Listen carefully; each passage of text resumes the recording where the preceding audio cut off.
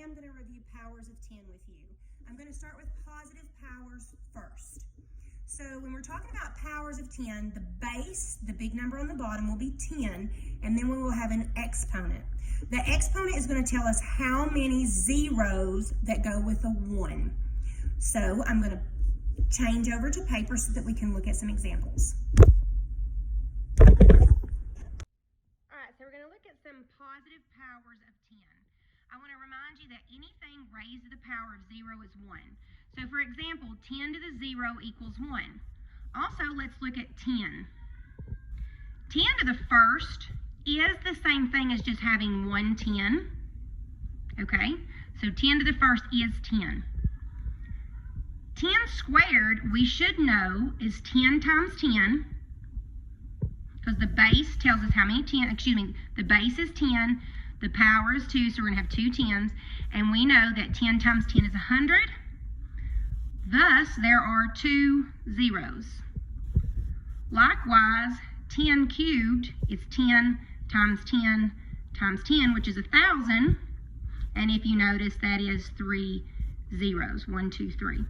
And if we skip on down, say, to 10 to the 7th, we should be able to know that's 10 times 10 7 times.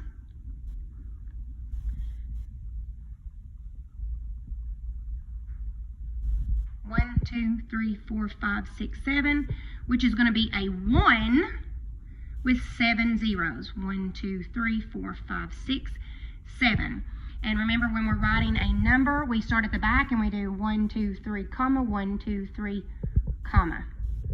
All right, I'm going to write down a number in the opposite direction. I'm going to write down a 1 with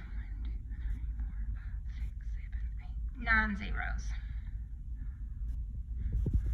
So because that is a 1 with 9 zeros, it would be 10 to the 9th.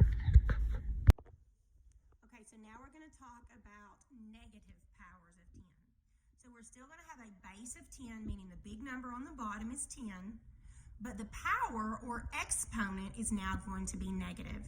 So the most important thing that you need to remember about negative powers of 10 is you do not get a negative answer. The negative power is going to indicate that we have fractions and decimals. We are still going to only be using ones and zeros except for the power. Okay, so now we're going to go look at some examples. So just to review, negative powers of 10 do not get negative answers. Negative powers of 10 give us fractions and decimals. The base is going to be 10, the power is going to be negative. The power still tells us the number of zeros, and our answer is only going to use ones and zeros. So, if we look at, say, 10 to the negative first, because it's a negative, it's going to give me a fraction and a decimal. The fraction is only going to be using ones and zeros. There's only 1 0 because the power is 1.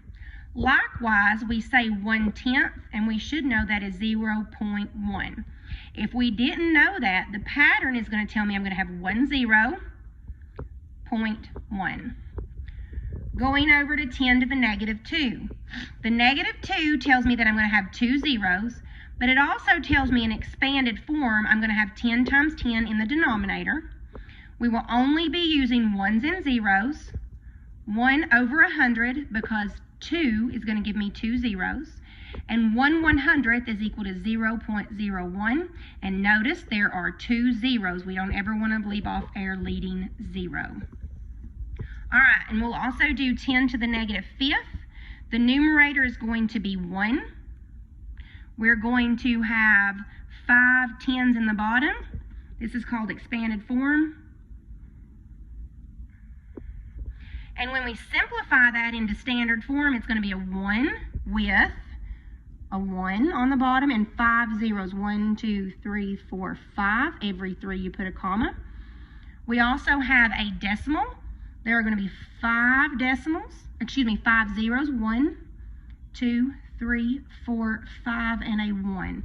We know that there's going to be 5 zeros because the power was negative 5. one more example for this video. The directions on this question say select all expressions equal to 10 to the negative fourth. So one thing that we want to remember is that because the power is negative, it's going to be fractions and decimals.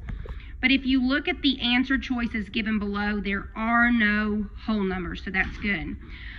We also want to remember that negative powers never give negative answers. So we want to go ahead and eliminate this expanded form. Even though there are 4 10s, it's bad because they're negative.